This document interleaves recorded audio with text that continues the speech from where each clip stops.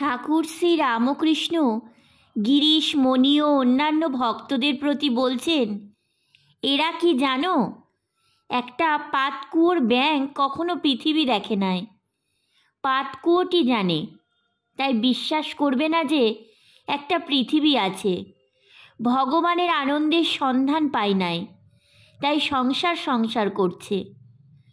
গিরিশের প্রতি ঠাকুর শ্রী রামকৃষ্ণ বলছেন, ওদের সঙ্গে বকছো কেন? দুই নিয়ে আছে। ভগবানের আনন্দে আস্বাদ না পেলে সে আনন্দের কথা বুঝতে পারে না। 5 বছরের বালককে কি রমণ সুখ বোঝানো যায়? বিষয়ীরা যে ঈশ্বর ঈশ্বর করে সে শোনা কথা।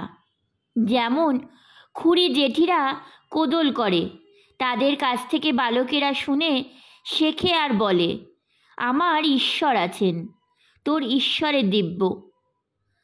তা হোক, ওদের দোষ নাই। সকলে কি সেই অখণ্ড সচ্চিদানন্দকে ধরতে পারে? রামচন্দ্রকে 12 জন ঋষি কেবল জানতে পেরেছিল, সকলে ধরতে পারে না। কেউ সাধারণ মানুষ ভাবে, কেউ সাধু ভাবে, 2-4 জন অবতার বলে ধরতে পারে। যার যেমন পুঁজি, জিনিসের সেই রকমই দর দেয়। একজন বাবু তার চাকরকে বললে, তুই এই হিরেটা বাজারে নিয়ে যা, আমায় বলবি কে কীরকম দর দেয়। আগে বেগুনালার কাছে নিয়ে যা। চাকরটি প্রথমে বেগুনালার কাছে গেল। সে নেড়ে চেড়ে দেখে বললে, ভাই, 9 সের বেগুন আমি দিতে পারি।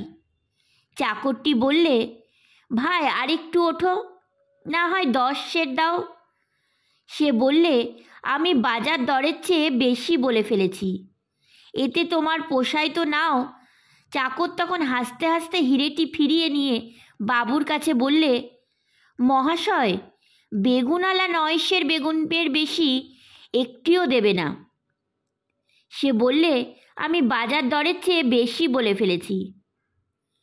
বাবু হেসে বললে, আচ্ছা, এবার কাপড়ওয়ালার কাছে নিয়ে যা। ও বেগুন নিয়ে থাকে, ও আর কতটুকু বুঝবে।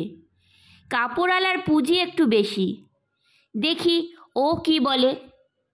চাকরটি কাপড়ওয়ালার কাছে বললে, ওহে, এটি নেবে? কত দর দিতে পারো? কাপড়ওয়ালা বললে, হ্যাঁ, জিনিসটা ভালো, এতে বেশ গহনা হতে পারে। তা ভাই, আমি 900 টাকা দিতে পারি। চাকরটি বললে, ভাই আরেকটু ওঠো, না হলে ছেড়ে দিয়ে যায়, না হয় 1000 টাকাই দাও। কাপড়ওয়ালা বললে, ভাই আরেকটু বলো না, আমি বাজার দরের চেয়ে বেশি বলে ফেলেছি, 900 টাকার বেশি একটি টাকাও আমি দিতে পারবো না। চাকর ফিরিয়ে নিয়ে মনিবের কাছে হাসতে হাসতে ফিরে গেল আর বললে যে, কাপড়ওয়ালা বলছে যে 900 টাকার বেশি একটি টাকাও সে দিতে পারবে না। আরও সে বলছে, আমি বাজার দরের চেয়ে বেশি বলে ফেলেছি। তখন তার মনিব হাসতে হাসতে বললে, এইবার জহুরির কাছে নিয়ে যাও, সে কি বলে দেখা যাক। চাকরটি জহুরির কাছে গেল। জহুরি একটু দেখেই হিরেটাকে এদিক ওদিক করে একেবারেই বলে ফেলল, 1 লাখ টাকা দেব।